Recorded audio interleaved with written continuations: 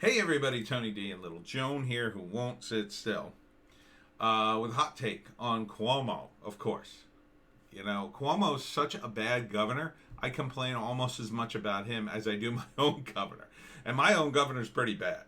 I mean, Tyron Phil Murphy is getting worse and worse every day, but quite frankly, I'm just glad I don't live in New York. Cuomo says addicts in state run rehabs next to receive beer virus vaccine. Imagine, imagine prioritizing people who are drug addicts over the old people you've killed already.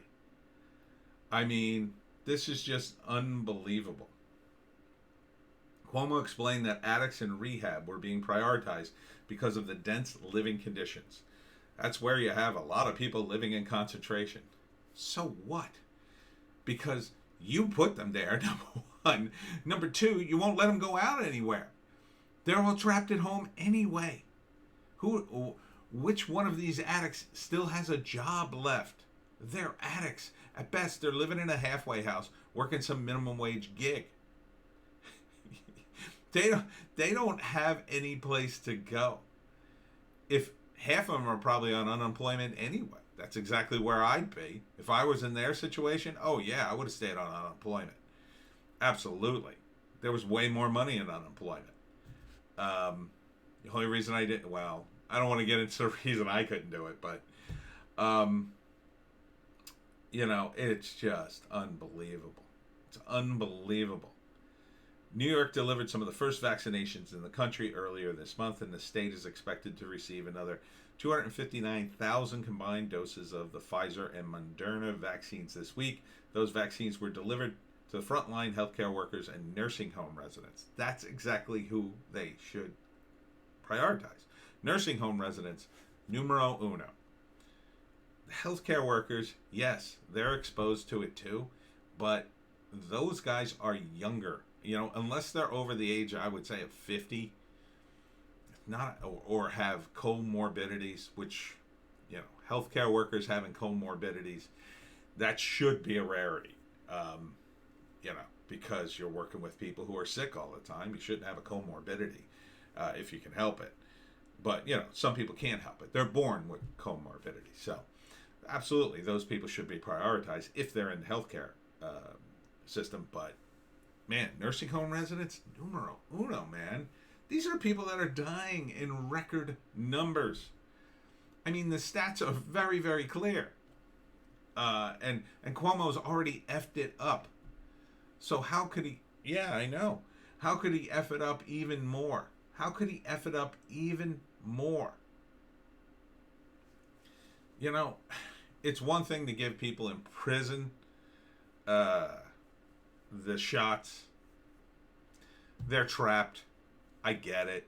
But they did empty the prisons out for that very reason, to give them more room, to have less people in. But also, too, the prisoners don't travel outside the prison. There's no way for them to get the beer virus. Now, if you told me, well, we're gonna vaccine all the guards and all the staff, well, that might make sense, because that's a smaller group of people, and you would be essentially protecting the prison population. And when visitors come in, you could easily, I mean, a lot of times they already have a situation where there's a big, plexiglass thing, and they can't touch each other, and they're talking on the phone, depending on the prison. Some are a little different. So, where is the contact going to happen then? Where is the contact from the outside world? If you have a prison system that's self-contained, you should be able to keep the beer virus out of it if you're careful and smart. Problem is, it's government. They're not careful or smart. They do things late. These people are reacting to the beer virus the way they should have reacted when they first heard about it. But instead, what did the Democrats do? They reacted, they looked at what Trump did, and then they did the opposite. Because they hoped that, this isn't going to be a big deal, we'll react the opposite, and that way we could say Trump overreacted, and, he wasted a lot of money and time and shut down the country for nothing. When that didn't work, when it was worse, and the images coming out of China were really bad. They pivoted. They went the other way. They said, "Oh, you're not doing enough," and they've been heading it down that path ever since because Trump wants to open the economy. the what are you doing, Joan? The Republicans want to open things. The Democrats want to close things, and that goes along with their attempt to destroy the economy enough so when Biden comes into office, they can save us all. They can save us all. Once Biden is ensconced, if he is, that's when you'll see everything change. Everything change. Cuomo's already laid the groundwork for it. You know, he's already making noise. Oh, we can't keep the thing locked down forever. That's so when Biden comes in, he's ready to pivot. He's ready to pivot to, well, we're opening everything up now. And you watch, every state that has been locked down will suddenly open up. They'll come up with a press release, whatever it is. The science has changed. We've reached a tipping point. Whatever you want to say, that's what they'll do. And they will open everything. Because what they'll want is better numbers for Biden. They'll say, see, the Trump economy, that was a stinker. But when Biden got in, you got the vaccine, you got healthy, you got your life back. Thank us. Vote for us. And you can pretty much guarantee that that aspect of it won't work on most people. The Democrats have destroyed their brand. And they are going to reap the wind.